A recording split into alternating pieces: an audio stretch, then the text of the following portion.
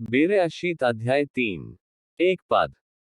यहोवाह Elohim ने जितने बनैले पशु बनाए थे, उन सब में सर्प धूर्त था, और उसने स्त्री से कहा, क्या सच है कि एलोहिम ने कहा कि तुम इस वाटिका के किसी वृक्ष का फल न खाना। दो पद।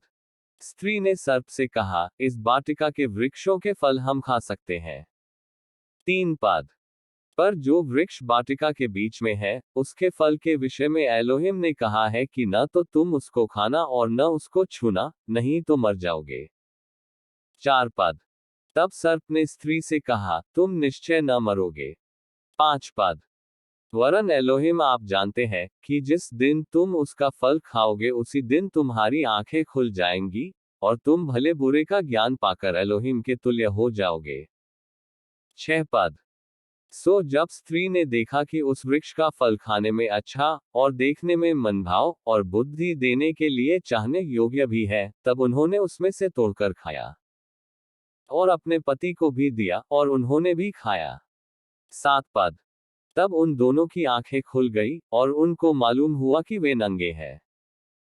सो उन्होंने अंजीर के पत्ते जोड़ जोड़कर लंगोट बना लिए। आठ पद।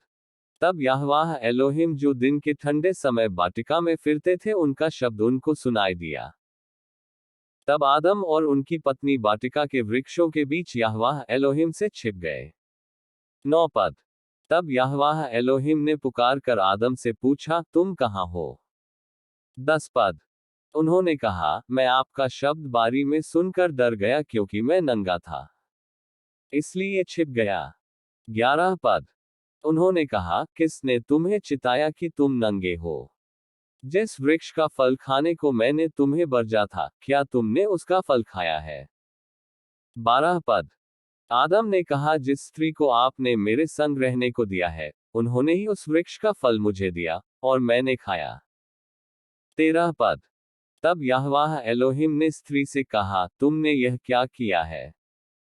स्त्री ने कहा, सर्प ने मुझे बहका दिया, तब मैंने खाया। चौदह पद। तब यहोवाह एलोहिम ने सर्प से कहा, तूने जो यह किया है, इसलिए तू सब घरेलू पशुओं और सब बनैले पशुओं से अधिक शापित है। तू पेट के बल चला करेगा, और जीवन भर मिट्टी चाटता रहेगा। 15 पद।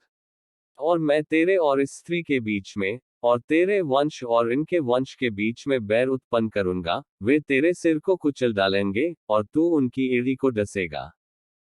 16 पद। फिर स्त्री से उन्होंने कहा, मैं तुम्हारे पीड़ा और तुम्हारे गर्भवती होने के दुख को बहुत बढ़ाऊंगा। तुम पीड़ित होकर बालक उत्पन्न करोगी, और तुम्हारी लालसा तुम्हारे पति की ओर होगी, और वे तुम पर शासन करेंगे। 17 पद।